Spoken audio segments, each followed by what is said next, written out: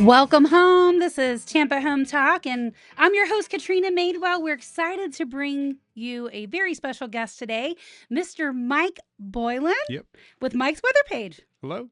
So you are an official weather nerd. Is it okay if I call you that? Yeah, a lot of folks call me a weather nerd. I mean, in the most respectful way.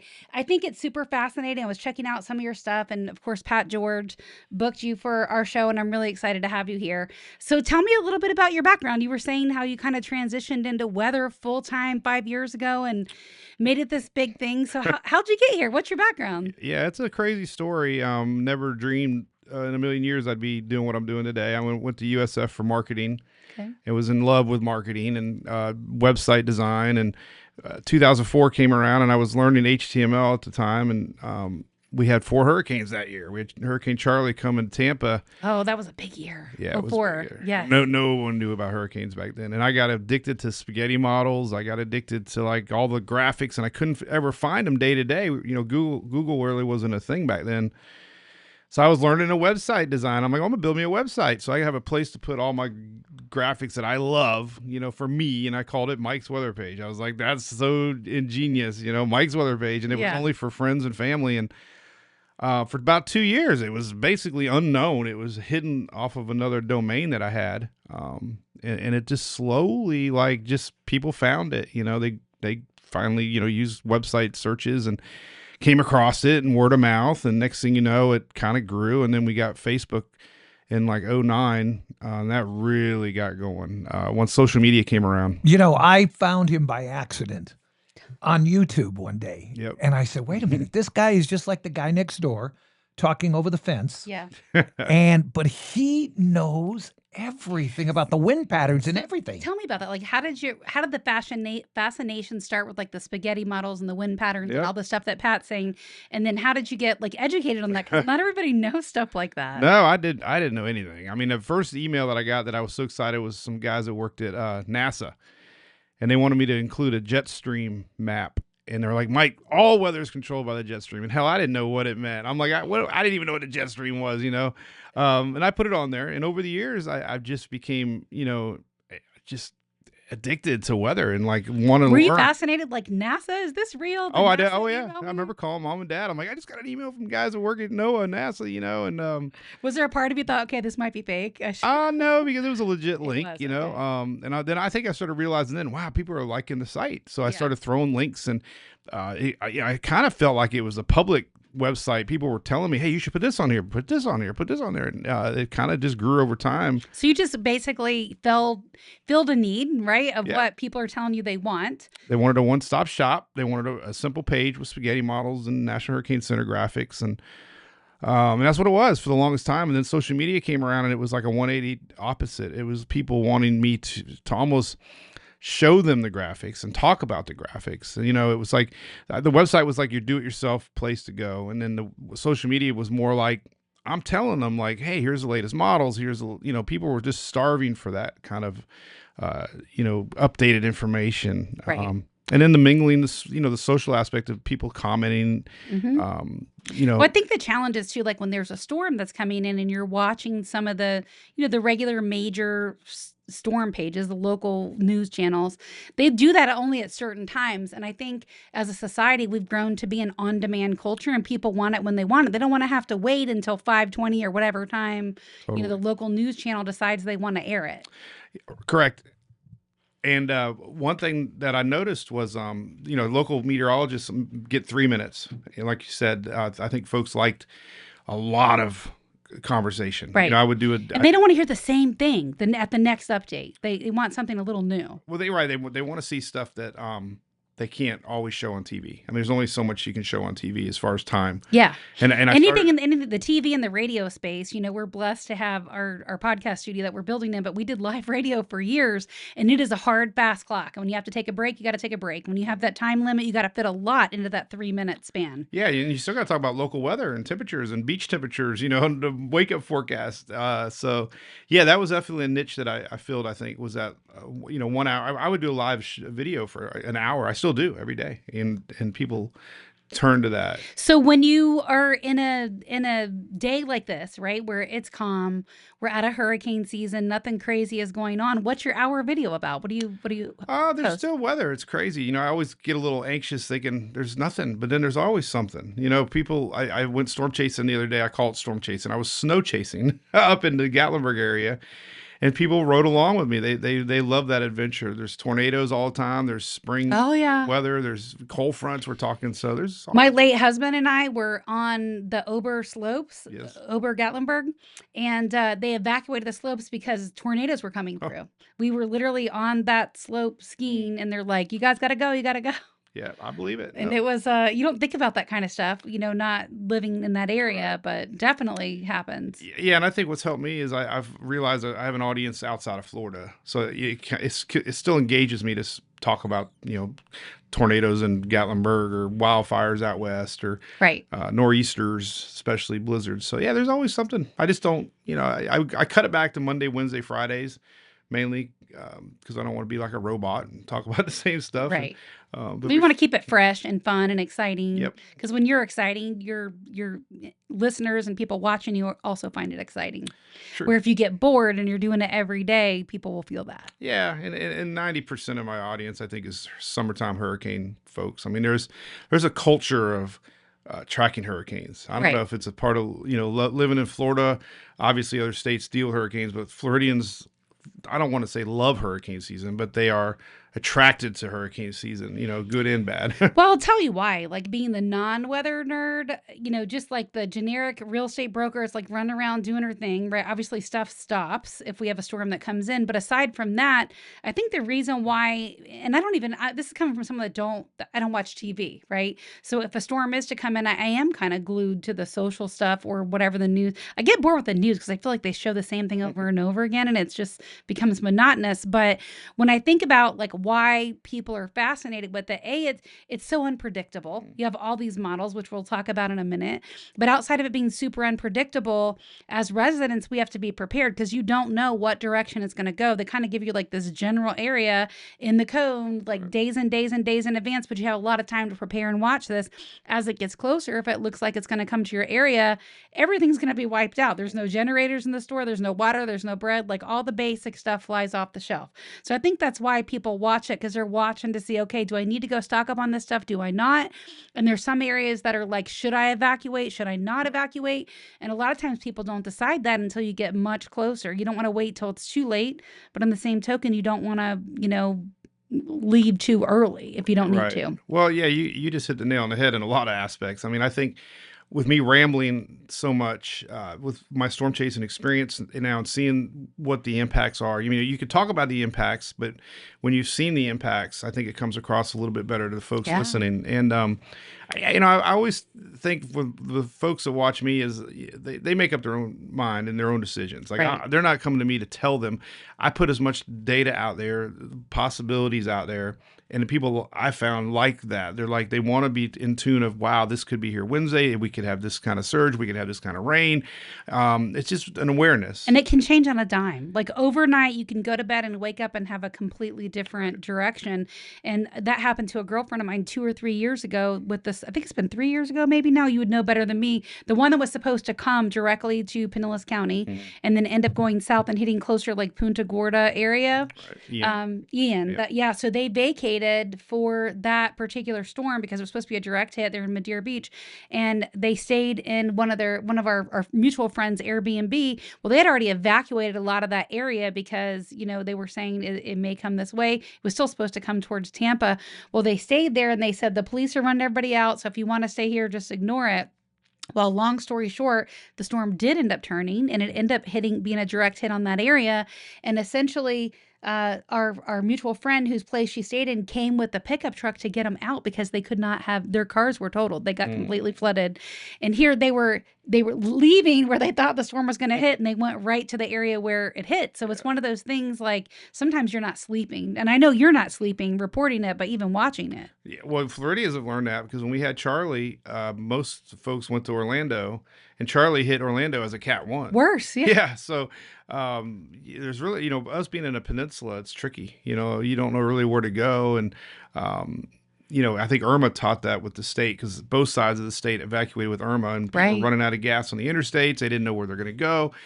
They didn't have prescriptions, pets. Like we've learned, I think we've evolved really well in Florida as far as when to evacuate, why to evacuate, what to take. Yeah. And now the state of Florida, they're telling everybody, you evacuate tens of miles, not hundreds of miles, because Right. really staying away from the water, that's really, 80-90% of all your hurricane deaths are water. Are we going to get another hurricane before the end of this season? I don't think so. We're late November. If you're gambling, I would bet it all. Yeah, the crazy part is, obviously their cars flooded. It was completely dark down there. I ended up calling them to check on them because I didn't know they had left. I thought they were still in Madeira Beach. Something told me just to call them and check on them. They're like, "Oh no, we're down here. We're stuck. Our cars are flooded. We've got the cats. It's like her husband and their kid." And I said, "I don't know if I can come get you. I will try, because I drive an electric car, and the maps are real time. So when you're looking at it, you can tell the superchargers that are out. Those are the ones that were underwater, totally like dead. So the farthest one south was like Sarasota, and I was like, I don't know if I can make it. I'm gonna have to get there, probably charge to 100%, which is exactly what happened, and see if I have enough juice to come full circle. And if I can, I'm not gonna be able to come. So I ended up getting them early. There was power trucks everywhere. It was totally dark. Everything was just dark everywhere, and essentially the I-75 ended up collapsing the next day. I'd already picked them up and came back, and then I wouldn't have even been able to go the next day. I don't know if you remember that. You probably were right there seeing it. Yeah. I'm interested I've been in radio a long time, and I'm interested in your day from the time you get up, whatever days you said, Monday, Wednesday, and Fridays. Yeah. What is your day? I mean, you got to get everything ready. How long does that take? Well, and what is a whole day like? Yeah, hurricane season, and pretty much this season now, but let's say our peak time is hurricane season. Really, it's kind of going to bed the night before, knowing what you're looking for when you wake up. So the first thing I do is check the latest National Hurricane Center update at 5. I'll look at the overnight Euro, the GFS models, because they run overnight around midnight, 1, 2 in the morning. So I kind of get a game plan of where the trend has been. And then basically I'll get up, do your thing, and get on the desk and start posting about 6 in the morning. I found if I post too early, the engagement's not there. Most people don't wake up that early. So I usually in the game, you'll get a game plan of what is happening and what I think is, important to post. It might be new spaghetti models, talk about a trend change overnight, or, if we're talking, let's say we had a hurricane coming to Tampa, for example. Obviously there's panic about Tampa. So I feel like the next morning I'll say, all right, here's the trends. Yes, we're still seeing that. Or here's maybe where we're seeing things shifting a little bit. Or, here's the latest strengths. So I kind of cover, the latest intensity trends, the spaghetti models, and basically just a lot of data. I mean, folks like timing, they like winds, they like rain impacts, storm impacts, speed. And then go, do my show in the morning. Usually it's an hour long, and I'll break down every model. There's so many models and ensembles, and people love it. I mean, I like it too. And you have to probably study and get that data from a lot of places before you even report it and break it down and explain it. Yeah, and I think what if there was a success for what I do, I live in that moment. So like I already know. It's like you're educating yourself, right? So when you speak, you almost have to know the data without looking at the data. Like you almost have to become the forecast yourself rather than reading the forecast. So the spaghetti models, I'm curious about that because everybody is familiar with the spaghetti models, like all these different colors on the graph, and it's pointing every different direction. Some of them kind of zero in, I think, as the storm gets closer. Right. But how many different models are there? And which ones are more accurate than the others? That was the next question. Well, so let's use Ian, for example. So Ian, I have a weird style when I forecast. Like there are models some years that are better than others, and there's some reasons that no one can even explain. Like the GFS, for example, that's our American model. It's had a lot of rough years, but it is used in terms of accuracy. Oh, accuracy, yeah. And you get this gut feeling at the start of the season who's performing and who's not performing, and so you tend to lean on more ones than the other. And so Ian kept everybody on the edge of their seat because it looked like at one time it was going to go to the Panhandle, and that cone, the Fort Myers was always on that edge. Like the cone is where the eye could go, but most people, including myself, you kind of get fixed on that center line and you see it, west of Tampa, and that's where you think it's going to go. But the GFS that year was so bad. The Euro is really the king, and there's others in the UK and Canadian, and there's a German model, and now we have Google AI. AI models are coming to the scene. That's going to get fascinating to see how that changes things. Yes, and but I had a gut that year. I knew that there's something called ensembles, which are your main Euro has 51 little brains that make up the main run, and you can kind of see the direction of all those little brains before maybe the main run. And there was always this trend to the west coast of Florida. And that year alone, we had a lot of cold fronts coming down. So you kind of had that gut feeling like, hey, it's going to turn, and it did turn. But when it turned, it caught people off guard because it was 2 days earlier. And it was now not a hurricane at the Panhandle. It was a major hurricane on Wednesday. So a lot of folks lost their lives during Ian, which I can't, we shouldn't be losing lives at this day and age, right. With forecasting. But so that's kind of it. I mean, there's a lot of people in Fort Myers said that they luckily watched my forecast and they knew that there was a good chance this was going to actually turn towards Central Florida. Because at one time it was going to hit the Panhandle. That's a pretty big spread. Like that's 2 days hundreds before. Of miles apart. Yeah, my daughter, I'll never forget Saturday when she was doing homecoming pictures, and I overheard somebody walking by. Oh, the cone, it just shifted to the west, to Tampa. And at first I'm thinking, well, that's even worse because of what we learned with Helene. I'm like, we still don't want that thing to skirt past Tampa. Right. But then I'm also thinking, no, it's not. That's because the GFS was skewing the models that year. And it made the cone wider, and they had to take into account the GFS. But it was so wrong. It was once they took the GFS out, everything went right towards Fort Myers. So that's kind of where spaghetti models can tell you a lot because they tell you trends. I can spot trends days in advance. You'll start to see the thinking of the majority. And how many are there? Because I just remember seeing so many colors. There's 20 plus. Okay. Yeah, and this Google AI. This last year came out, and it's fascinating. It's called DeepMind. I was going to ask you about that. How has AI changed it? What are you seeing as it relates to weather? Well, this Google AI last year with Milton, as it was coming to the west coast of Florida, it was the best. Really? Yep. And this season, it's been very accurate. Wow. What happened this year? This year was a phenomenon. So remember, I was saying every year something happens. Like, so Irma, real quick, I always, you talk about Irma because that year we had a very strong Bermuda high. And if anybody lives in Florida, they know we have something called a Bermuda high. And that year, that Bermuda high was strong. So what does that mean? Can you break that Bermuda down? high is this high pressure area that's over the Atlantic. And when you have a big high pressure area, no storms can go around this high pressure. So it shoves systems farther to the west and into the Atlantic, into the Caribbean. So some of the early modeling with Irma was going to have it turn east of Florida. But that year we had a really strong high, and it kept building, and it kept shoving Irma farther to the west, and it ended up going to the west side of Florida. The year of this year is the same as Ian 22. We had cold fronts coming down, and when we have cold fronts, the Bermuda high is non-existent because cold fronts penetrate this Bermuda high and it prevents this blocking pattern. So we started getting cold fronts in August, which was unheard of. And anybody who's followed weather, they just sat right off the Atlantic coast. We had them in August and September, and people up there were telling me they couldn't believe how cool it was, how dry it was. But it also prevented that high pressure to build in that normally is there, August and September. And if you know, every storm this season curved. Like all these, we had 3 major Cat 5s and a Cat 4, and they've all curved way east of the U.S. And that's because there was no high pressure to block these systems, so they curved early. What would happen right now with the weather we've had in the last couple of weeks if this was 2 months ago? Well, right now we do have a high pressure over us, which would have allowed something in the Caribbean to come up around us. Florida, we had a really odd pattern. Like we're in a drought right now on our side of the state. In the East Coast has had a lot of rain, and that's because of this shifting of this high.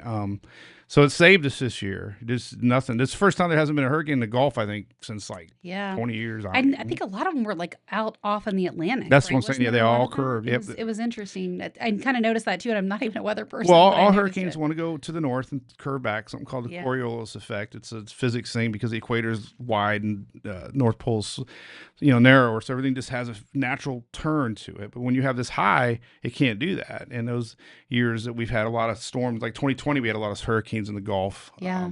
Does the magnetic field have anything to do with storms?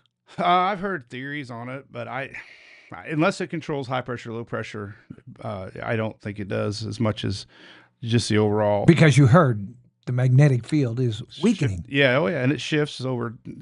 My mom used to talk about that. Switch poles sometimes, and Is that going to affect us? Why are the storms so strong now? well, that's the question that is definitely legitimate. I mean, we've had a lot of rapid intensifying hurricanes in the last several years. Do you think that's related to global warming or something else? Well, the water temperatures. I mean, I track things called anomalies, and there's 30-year averages that we look at, and we're in a 30-year temperatures are warmer. I mean, there's no doubt about it. Like, if you look back at the 80s and 90s, our water temperatures weren't as warm as they are now. So definitely water temperatures are a big part of it. But and that's certainly where it starts, these storms. Yes, that's fuel. And another thing I noticed this year too, though, like Hurricane Aaron was a Cat 5 in the middle Atlantic, and it was only over 82 degrees of water. But we had a very stable upper atmosphere. So there's so much physics that go involved with upper level wind shear. And I always say everything's just got to stack up perfectly for these things to happen. But we do see rapid intensification a lot more than we used to see that. And these are storms that are tropical storms overnight to turn into Cat 5 hurricanes. In fact, this is the most recent one, Melissa. It broke the record, fastest wind gust. It was, under 9. Hit Jamaica, right? Yeah, yes. big one. Yeah, it was. Yeah, they devastated that area. And you look how close it was to Florida. I mean, it's just a little turn. We're only talking 100 miles. I mean, everybody, another thing, I guess doesn't frustrate me, but everybody judges a season on impacts. And because we didn't have a lot of impacts, they think it's a bust dead season. But like somebody I said, got it, yeah. Right. And we still had 3 Cat 5s and a Cat 4, just because we weren't impacted. So it only takes one to define a season. Right. Bottom line. So a question I have for you, when you're looking at these storms and some of them, roll into different areas and the storm surge is so much worse on some compared to like the winds, what makes a difference between when there's going to be storm surge and when there isn't? How do you predict that? How do you talk about that? Well, that's great. Using 2 storms. So Charlie back in 2004 hit, the Punta Gorda area. Storm surge was only 6 foot. 8 foot, maybe they thought max, and it was a Category 4. Okay, so you judge a lot of folks judge a storm based on the category strength. Category 4 is a major hurricane. Well, then here comes Ian, 22, and the storm surge was almost triple. I mean, we had storm surge, 18 foot. But Milton, I think we had strong storm surge too, didn't we? Have a lot in Milton? I thought we did. Oh yeah, it devastated Manasota Key. The Inglewood area with devastating storm surge. So back to your, question, the storm surge is all dependent on the speed of a system, the size of a system, tides of a system. Katrina hit as a Cat 3. But we had 28-foot surge with Katrina, and there was a storm out in Texas. Ike was a Cat 2. I think it was 20-foot surge. So that's what I'm saying. Like, how do you, as a weather person, predict that? Can you get a better idea on the storm surge? But sometimes that storm surge is more deadly than the actual winds in the storm. Yeah, water is everything. I mean, water is everything. And we learned with Helene, Pinellas County area in Tampa Bay, this storm was 100 miles off our coast, and we had record surge here. 100 miles off our coast, which, nobody can understand that. You see that cone, it looked like it's in the middle of the Gulf heading up to the Panhandle, but yet we were completely devastated here. So I think it's just those outer bands like pushing it's all the that size. Storm. It just goes back to the size. I mean, lowering, deepening pressured system actually pushes the water. And basically the overall size of the system. If you look at Ian, you could put 4 Charlies in the eye of Ian. Ian was just massive. So you can't judge it on just category strength alone. It's the size, it's the speed of approach. A fast moving system doesn't have time to build that water as much as a slower moving system. Those bigger storms that kind of sit off in the Gulf, that's really dangerous for us. Yeah. Elena in 85 was just a tropical storm in the, Big Bend area. And we had that was our worst flooding in Tampa before Helene.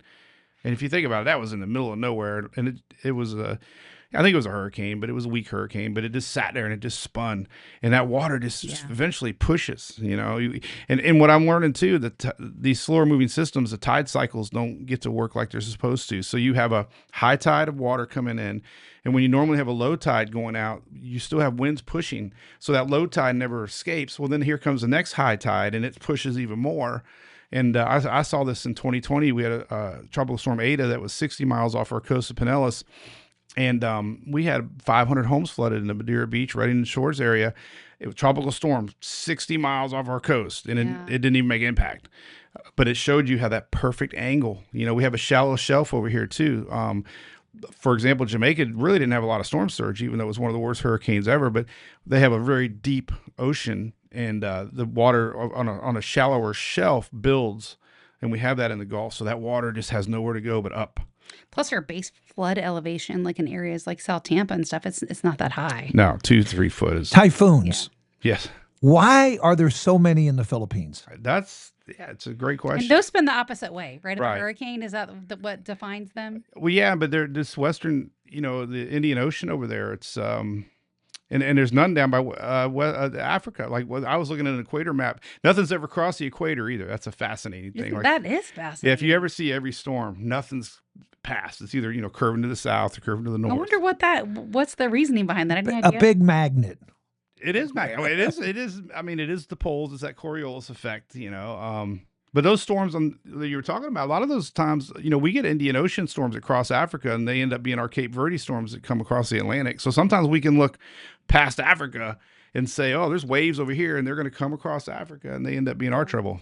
We want all that dust. There's a lot of dust. That's another phenomenon. Yes. So African dust. before the show, we were talking about cloud seeding and a law that passed. I'd Yeah. love for you to talk about that, because I personally have always think, oh, that's conspiracy theory. But there's a lot of other people that would disagree with me and say, no, we've been playing with the weather since the 70s. I know. What's your thought on that? What do you know about the law that passed? Like, say more about that. Well, yeah, I sit back on that because I see both sides, and both sides are so passionate that one believes there's weather manipulation, and then there's other half that doesn't. And the ones, most of your big dog meteorologists combat it. Contrails have been around forever. They're not specifically vapor trails, or they're from water and the temperature and moisture, and but then of course there's a lot of folks that believe that it's cloud seeding. So Florida did pass a law this year that weather manipulation was illegal,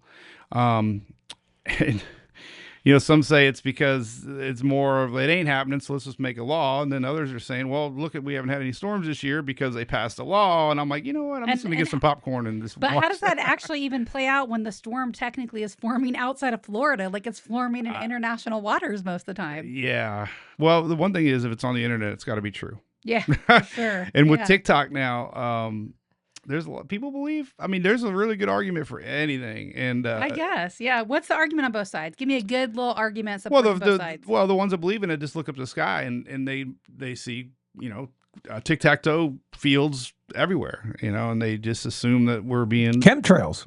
we're being seeded. And a lot of them think that we have that right before a big storm. But then you can argue, well, that's because we have a nice high pressure setup the days before a storm, and that usually means we have storms coming. So that it's kind of like it's going to be contrails that day because of the high pressure weather pattern. But then we have bad weather afterwards. The ones that think that we're being seeded say, well, see, I told you, because we had cloud. But they say that we don't have a certain cloud anymore when those trails are around. A certain type of cloud. Well, it might be. I think it's because we're just in this high pressure and there's nothing. It's beautiful blue sky. There's no moisture in the air that we normally see in the summertime. That's the calm before the storm, right? Like all usually, the beautiful. Yeah, 'cause, I mean, Alabama especially. We go up there a lot, and it's where the skies are so blue. But then they also have bad weather because that's old timers. You can feel it in the wind. Yes. Like, when the winds pick up, they come from the southeast. That there's an approaching front coming. I was just gonna say that, like, as a boater, because I've spent just years on the water in the boats, and if you've spent time in the Gulf, hanging out at the islands or whatever, you can almost feel it in the air. You can tell, like, without it could look beautiful, but you just have this feeling it's time to go on in, like towards the. Well, I see it with fish. Buddy of mine, Dylan Hubbard, down there, he told me the fish have barometric pressures in their gills. Yeah, and when the pressures are dropping, it usually means bad weather's coming, so they usually bite. And I have a little pond in our backyard, and I always noticed when the clouds got dark, they start jumping. And then he told me, and it made sense. The fish are feeling bad weather's on their way. There's a lot to be said about the animals, the fish, the birds, all the things that they feel. Pressure. They know. Do you read the Farmer's Almanac? I do not, but my goodness, I love the ones that do, because my father-in-law swore by that. They post it every day. They predicted this, and I'm like, how the heck can they predict this book that got published back in October for weather a year later? Well, it's new every year. Yeah, but we can't get the weather right a week from now, and I'm like, man, they're. So at what point, Mike, did your social media page just explode? Like, was there anything that you posted or talked about that kind of like put you on the map where people know who you are? I think I was the first to go live, long lives. I think that attracted people. Yeah, there are so many copycats now. Oh, sure. Well, there's a lot of folks, talking weather. But in every big storm, I took a big jump. Irma. We had Matthew in 16 that skirted the other coast, and it didn't hit us, but it scared the heck out of everybody. Then we had Irma. And that year, every year we had something. Michael came along, and every storm just set new heights, and word of mouth. And then I think really the dumb luck of me is I treat my weather page as my personal page, and I love posting family and dogs and shenanigans and boating and people drinking. People relate to that because they know who you are. It's the same thing. My girls measure the metrics on our social media, and when I post personal stuff outside of real estate stuff, people love it. They gravitate towards it. Oh my God, totally. Well, I told you that's why I kept watching him, because he was like the guy next door. Here he was sitting back in his house with the regular shirt on, no advertisement, nothing, just talking about it. I said, I'm going to give this guy a chance. You proved yourself over and over again. Yeah. On your site, how many followers do you have on any given time? You mean like watching the videos? Yeah, well, you know, people that subscribe to you too. Well, yeah. I tell you, the biggest shock for me and most rewarding for me has been TikTok and the younger generation. They love TikTok. Yeah. They literally get their news and all their weather information from TikTok. But so many kids. I mean, it's crazy. Like kids that are under 10. Come up to me and they want an autograph or a picture. That's so cute. So the youth that watches weather, I mean, if it was one or two, I'd say, but it's dozens I've met, dozens. That's going to feel great. You see this 10-year-old kid. Well, it is kids, girls, and kids going to college for meteorology. And, I was up there for FSU when we had our big snowstorm in January. And people were banging on my window, Mike, you're in town. When's it coming? When's the snow? And I was feeling all excited with them, But yeah, so Facebook started out as my number one, and I think it's like 2 million. I think I got 2.4, maybe something like that. And it's a stable. Facebook's still the king. It's a little older crowd, I think. It definitely is. Yeah, it's definitely your 40s. A lot of women, 70% women. That's where the website's more of the guys' place that don't want to be told. I think the self meteorologist like I am. I want to make my own forecast. I don't want this Yahoo telling me. And there's there's pros on each side. And I notice kids like my daughter forget about Facebook. Like the younger generation hates Facebook. I know, they're like, you're old. Why are you on Facebook? That's what the kids say. Oh yeah. So I had to expand out to Instagram, and I think TikTok and Instagram, great place. For a lot of, and I've learned that with when I come across sheriffs and FHP and stuff. I think people are bored, they can flick easy and see stuff, and they really enjoy that. So I have a question about social media, because it happens anytime, especially you gain any traction or people are following you. There's always going to be haters. Oh yeah. Tell me about some of the comments you had from the haters. Right, we could plug in that Taylor Swift song right now. Tell me about that, and what's one that comes to mind, and then what do you want to say to the haters? Yeah, it's been a roller coaster for me, because I think I hit the nail on the head one time. I said it, and I'm like, if you didn't care, you wouldn't care. They're like, why do you read them? Why do you? Because I gauge, I judge. You want to. But I also get a feeling of what are they thinking from my posts, or what do they want more of, and what's working, what's not working. So I read them as market research. Right. And I'm like, this is confusing, or they, But then you get a couple a-holes that really like to push buttons, I think, and that's what they're there for. Yeah, the keyboard warriors. And then once they realize they got you, I think they just keep digging for more, But some of the ones, that stand out that I do it for clicks and likes, and I wish I could tell them, man, you know, we made it through the hump. Like I'll be doing this till I die. I don't need clicks and likes, you know. And I wish someone think that I would do this just for that, for the money, you know, because there's a lot of them that are doing it for the money. And well, let's face it, the money is not first. You got to put the heart and soul and sweat into it before any of the money ever comes. That's just the way it is. Oh, it is, and I would still be doing it without. Tell us about your Fox connection now, and also tell us about the truck that you just brought to new life. We were going to talk about the truck too, because we had a preview of the truck before, and we'll do that. I'm going to put it on social media for you guys because you're going to ask me, why didn't you video the truck? The truck's been amazing. There was a hurricane in Louisiana, Laura, one time, and I was sitting in front of the radar, watching it come. You know, and there's all these storm chasers out in the field, and I'm like, I was so bored. I'm like, I got to do that. So, like, haven't you seen Twister? What's wrong with you? Yeah, so I flew out there and rented a Jeep, and came home and wanted a Jeep. And then I said, I got this Silverado that's already lifted. It's like, I got a storm chaser. So since 2020, it just became my baby. And I've been in 6 major hurricanes with it, literally in the eye wall of 6 major hurricanes. I've been, I've been on CNN, Aaron Burnett during eye one time, and my topper flew off and busted the window, and I was live on. You know, I was like, oh my God, it was like as it happened. Yeah. I've been on News Nation, Fox. I love it because when I'm on Fox, everybody's like, I'm not, I'm canceling you. I'm like, well, I'll be on CNN later. So I don't really care what network I'm on. I'm obviously, I'm just promoting weather. But yeah, I'm luckily weekly. I'm on Fox Weather now during the week, and we talk about anything and everything, and it's very enjoyable. I usually reshare it, so if you go to the pages, you'll see this week's. I just did one. So, well, congratulations for building up such a great audience, well, and getting the invitation on the major networks. That's certainly a compliment to you and the work you're doing. Well, and going back to the haters, they'll go on there and basically discredit them. Like, why are you listening to this guy? He's not even a Met. I've made it very clear from day one, and when things really get serious in the hurricane season, I always open up every show. Listen, I'm not a meteorologist. Get all your information from National Weather Service Hurricane Center. But the circles are small, and you're friends with those people. Well, I am, and they're cool. They don't give me a hard time. But what about the law enforcement when you're running around with your truck? Oh, I love them. I've been pulled over. I know. I see some of these. I follow some of these storm chasers on YouTube when there's a storm. And some of these guys drive 90 miles an hour. The road is completely wet. There's passing vehicles because here comes the tornado. Yeah, they got in trouble last night. There was a real famous one that ran a bunch of red lights, and they're blasting them online because it's on camera. You're streaming live, I'm fortunate because I think, meeting a lot of, law enforcement and first responders, they know me, and I got a really good reputation with the FDEM now, the state of Florida, and Kevin Guthrie.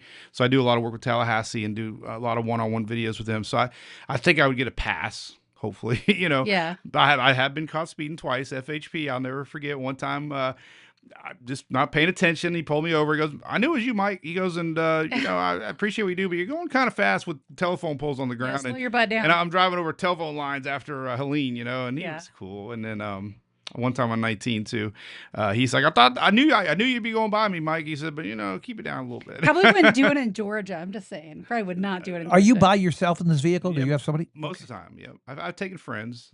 Both of them, I don't think are ever going out again, honestly. What does your wife think about you? Does she think you're crazy doing this? She ever go with you? She gets numb to it. It's She's weird. Like, whatever. I was in this storm in Louisiana one time, and I had Facebook Live, and it was happening. Like, I had 100,000 people watching.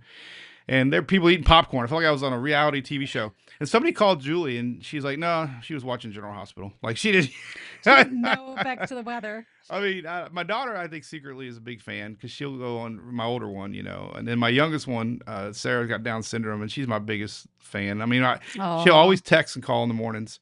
In fact, I yelled at my 19-year-old today. I'm like, Sarah calls and texts me every day. I don't know why you only text me when you want something. But that's how kids are. I know, but I'll be in the middle of the storm, and here comes my little hearts that Sarah sends me, So it's well, cool. I mean, the kids are that way. I mean, I remember when I started doing radio, everybody thought that was so cool. My friends' kids thought it was so cool, and my kids were like, whatever, like just totally unaffected. Your kid, we talked about that, kind of the same thing. They're just like, whatever. Let me ask you, and I thought of this the other day when I looked at my grass. We have no water. Oh my God, the water! It's unbelievable. We're in a bad drought. We needed a soft hurricane, an easy one to just bring some rain. Well, and you think about Milton last year, we got blasted with rain, and here we are in a drought, it goes back to this You're question. going to be reporting fires. Oh, we are. No, we're in a D4 now in the Panhandle, which is the worst drought levels that we can get, and it's only going to get worse. There's nothing coming, and it's going back to the question you asked of why our hurricane season was so odd this year. That high pressure slid a little bit to the east, and when all these storms turned, we had a cold front, and all that East Coast moisture. The east side of Florida is 20 inches over. Like the Carolinas and Georgias are way over water. You go 100 miles to us, up through Georgia and Alabama, that same circular motion that I show around that high is non-existent. That's dry air that came around. So just 100-mile shift. We're from over water to needing water, and it's nuts to see that. But yeah, you're right. We're going to be going in the drought season, I think, and it's going to be bad. We've had fires in the 90s in Florida that were historic, and Mother Nature repeats herself. It's unfortunate, but we're bound to have another one of those episodes, and it could be what we're looking at. It's funny. I love the haters. You got to talk about them. You know what I mean? Yeah. Because I remember when I started doing radio, people liked it. They liked the content. Even you said, Pat, of all the shows you hosted, mine was good. The content was really engaging and stuff. I had a guy one time that called. He left a message on our off-air number telling me about how bad the show was and how I could never listen to it again and all this stuff. Well, I called him back like more than once because, it tracks their number. So I called him and I said, oh, I'd love to hear more about that. Can you tell me what part about the show you don't like or I could make better? He just never called me back. Well, there you go. I mean, and I tell you, Drew hit the nail on the head the other day. We were talking about haters, Drew Garabo, and he's right. I was guilty of this, but we scroll past hundreds of positive. Yeah. And then we stop at that one, and that's all we think about. And you know what? It's rude because we'll usually respond to that negative one. Yeah. And you just ignore 99 positive ones. Right. And then I'm like, they know you're reading it because you just responded. Well, and the Facebook algorithm really just kind of jacks what you can see and not see, and that part I think is a little irritating. But yeah, so I try to read the positives.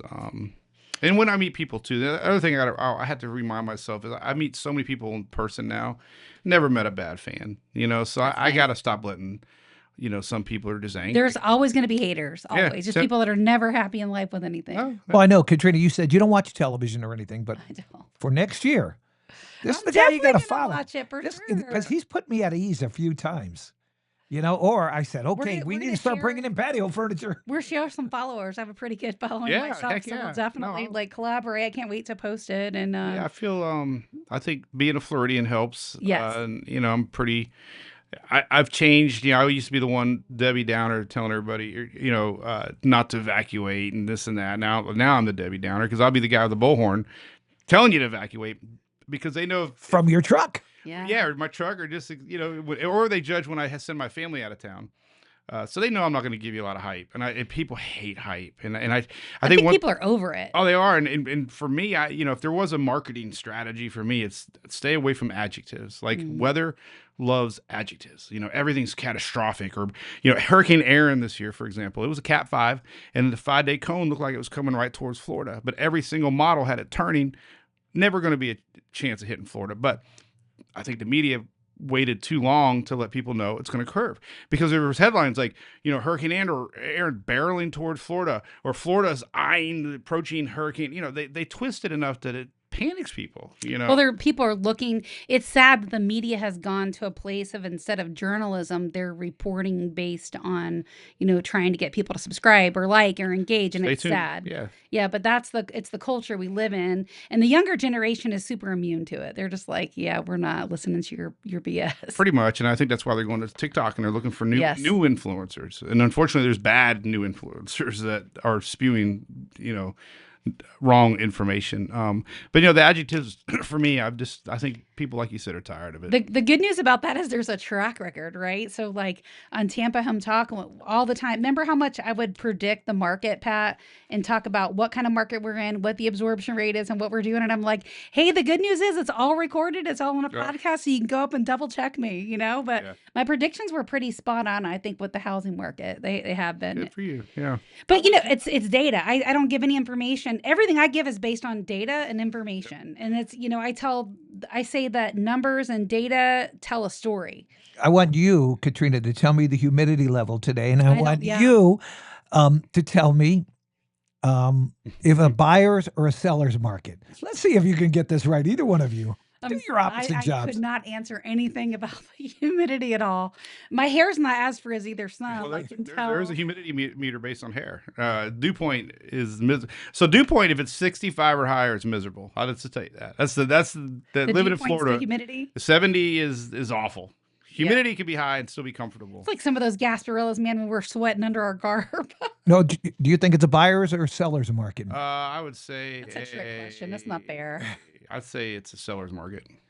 So it's you're really close, and sit on a market. No. The thing about real estate is it's so hyper local, right? So you can pull one neighborhood compared to a different one, and you'll get a different set of data. Then you have like the overall Tampa Bay region, which is not the same thing, and then you could slice that down even further between single family homes and condos, and those will definitely tell you a different story because of Senate Bill 4D. But essentially, we are in a balanced market, which is we follow the absorption rate, so a supply and demand, number of months supply of homes. 0 to 6 months is a seller's market. 6 to 12 is a balanced market. Anything over 12 is a buyer's market. So some neighborhoods, we're still a seller's market. We have an absorption rate that might be 3 or 4 months, 5, maybe 6. Once we hit that 6-month mark, we're considered a balanced market. But we've been in an extreme seller's market for so long that 95% of the agents selling right now don't even know how to sell real estate in a market like this. So I get 1 to 2 calls a week from people saying, hey, my house is on the market. It's been on the market. We've had showings, no offers, or it didn't sell. What's wrong? And I can go to a walkthrough on the house and tell them within 5 minutes what's wrong and put together a whole plan to sell it. Are we going to have a cold winter? I thought we were until I've been looking at some long range models. So if I had to guess, I'd say no. We're in a La Nina. Have you heard of the thing? Oh, sure. Yeah, La Nina, and it's we're going to be in the 80s the first week of December, 85. So how about late January? Can you predict that far out? Please, I was going to bring that up because my son's in the Air Force. Gasparilla. No, I don't care about that. My son's in the Air Force, and he's got to drive from from Kansas City to Tacoma in February. Yeah. Well, and I have to go with him. North of Florida, it's different. There's storms. Severe storms are more frequent in El Niño north of the peninsula. Now, the Panhandle could have some severe weather, but we get this jet stream that's a little bit higher to the north, which creates a lot more warm, dry air in the south. But that enables a lot of, we were talking about Reed Timmer earlier. We had a tornado outbreak yesterday in Houston. So the stormy weather in the middle part of the U.S. and then a wet, more wintry weather north, like Chicago, the areas that don't normally get them. But we can always get a random cold front like we just had a couple weeks ago. We were in the 30s down here. But the overall pattern signals a normal winter in the middle, more of an extreme winter to the north and more drier, warmer, stormier here for us in the south. So let's wrap up talking about the truck, shall we, Pat? The truck Mike gave us a great tour of the truck. So we'll talk about what we saw and what we noticed. So first of all, you got little stickers on the back with all the storms that you and your truck have been in with the 143 stickers back there, I counted. No, but there's a lot. What else? Some other really cool things. Well, I got to tell you, and I watched this video. What I liked, because I used to drive the Bill Curry van on the interstate, and I always had those wires sticking in the door. And one of the things you said, no more wires coming in the door. Yeah, I think that's why these guys called me. And I love NASCAR, and Whelan's really big with NASCAR, and these guys are like, we got to do better. We got to get him hooked up, But lighting's huge. I mean, I've run across accidents and first responders needed me to help direct light. I've had to help chainsaws on the Interstate 10 in the past with lighting. Do you need a push bumper? That's a big deal. Sort of got one. He's got that cattle thing on the front. Yeah. Okay, that'll work. Bullhorns on there. I use it. I got a pillow in the back, and it's a home away from home. Yeah. And I love it. It's my little. I feel so safe in there. How high is the truck? What's a lift kit? My wife can't. She's 5'3". She needs a ladder. So, I mean, I don't know. I bought it that way. It's got 28, I think, on it. I got it. You don't have your name on the door or anything, do you? No. I usually put a magnet on the side. Like with my logo on it. So talk about the equipment that someone just donated to you. Would love to give them a shout out. I'm sure they would appreciate that. Whelan does a lot of lighting, and there's JCO Corporation in Orlando. They deck out all the sheriffs in the southeast and tow trucks and the professionalism. I thought I was good, but these guys actually. They're like, no, let me fix you. Every wire's hidden. There's 30 buttons. I mean, it's like. I mean, it's Back to the Future stuff. It is quite a contraption. You've got a lot of stuff in there. You go in there and it's pretty 48 overwhelming. inch.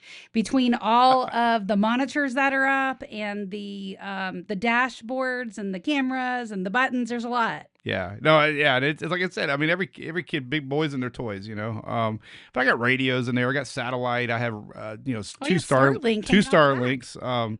And it's helped. I mean, during Wait, you have two, so if one gets ripped off, you still have a Starlink. Oh yeah, I have a backup. But during Hurricane Helene, the FirstNet network went down, and the FHP was there, and we were in Keaton Island or Keaton Beach, where the worst storm surge was, and they were trying to get a drone footage to Tallahassee, but they had no network, and I felt so good because I had Starlink and they didn't.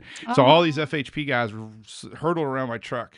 And then the Polk County sheriffs came over because every time there's a storm, they'll relieve the local sheriff's department. Yes. They'll bring another one. So Polk County guys came up and they were all teaching each other how to Wi-Fi call because nobody could call home to let their wives know they were okay. So they're like, oh, you know, all these rednecks from Polk County, you know, they're like Wi-Fi calling, you know, and they were like, you got to hit this, but they were all using my Starlink, and I felt good. I'm like, yeah, it's awesome. That's who we have to have on as Sheriff Grady Jones. Yes. Oh, hey, America's Sheriff. I love that guy. I just saw an interview with him and DeSantis. It was pretty fascinating. He's a good old boy from Polk County. Yeah. Well, I got a donkey horn on mine. There's a funny story about that. So they I got my, you know, signature horn on there that people know I'm coming. You know what you got to do, and you know we have the connections. You got to be in the parade. Yes, I've been in a couple. Okay. Yeah, I've been in Oldsmar, I'm sure. Oldsmar, yeah, I was Fort Myers last year. Holy cow, that was huge. We'll take you to the best crew. I've been on a float. One of my friends, you mentioned Gasparilla, so that was pretty neat. Which one did you go on? Which? They're crew of Shasta up there in Port Richey area. Oh yeah, Chasco Fiesta. Shasta guys, yeah, they're all like. Gasparilla's huge. They used to have a bowl. They used to have a signature bowl. I'm going to talk to Captain Billy Blacktoes and tell him we're going to have Mike the Weatherman on as our guest this year. Yeah, I think you would love that. You'd have so much fun hanging out. Yeah, we threw beads and. You won't recognize any of us. You'll be like, "That's you. You're the same person I was sitting in the studio with." But you'll have fun. It's a good time. Well, and I do a lot of expos now and touch of trucks and a lot of Great American teaching. So I was just going to say, probably fascinated with. Yeah, well, and that's what's cool about a truck, because I mean, even though there's no storms, it's kind of neat to see it. You know and know that that's been in a hurricane. And they can see the videos online. Do you have some of the kids ask you fascinating questions? You're like, wow, why'd you think about that? Well, it's fascinating to me that they are engaged with weather, you know, that they find it fascinating. So that's good. You know, what you got to do is you got to carry a tree branch with you, just about, you know, a smaller one. And when you go to school with the kids, stick it in the side of the truck and say, oh, I forgot that one from the last hurricane. He's such a joker. He definitely would do that. Yeah. Well, we'll give you guys a little tour. I'll do a little live stream and we'll show the listeners around. And then certainly this podcast will be available on any player of your choice. Tell us where they can find you. Give us everything you have out there. Yeah. The magic of Google is if you just type Mike's, it'll pop up, but you know, Facebook. Mike's. Yeah, it'll Mike's weather Mike's page. Pies? No, Mike's weather page, not Mike's hard lemonade or Mike's Pies. Depends on how your algorithms are. Well, we were at the Lightning game. They had Mike's mustard last night. I was laughing at it. So, but it's Mike's weather page. It's the website spaghettymodels.com or Mike's weather page, and then you know, Facebook, TikTok, and we'll put all the links too, like in the show. We'll put them all in there. So and I like X. I mean, I don't know if y'all X is good for like news. Like if you want weather data. Old Twitter. Yeah, old Twitter. Twitter. Used to be Twitter, yeah. So I still use that quite a bit. That's usually my go-to to really get a gut of like if anything's happening. A lot of the journalists live there. They see that stuff first. So X has always been like on it first. So, well, it has been such a pleasure to have you on the show. It's been a lot of fun. And if you have time to come back in storm season, which you probably won't, totally fine. But maybe we'll do a little call-in or a snippet. But anytime. It's been great to have you. Thanks for being my guest. Thank you. This is Tampa Home Talk. I have Mike with Mike's weather page, Mike Boylan. And I'm your host, Katrina Madewell. This is Tampa Home Talk. Remember, love where you live or we're going to fix it. Welcome home.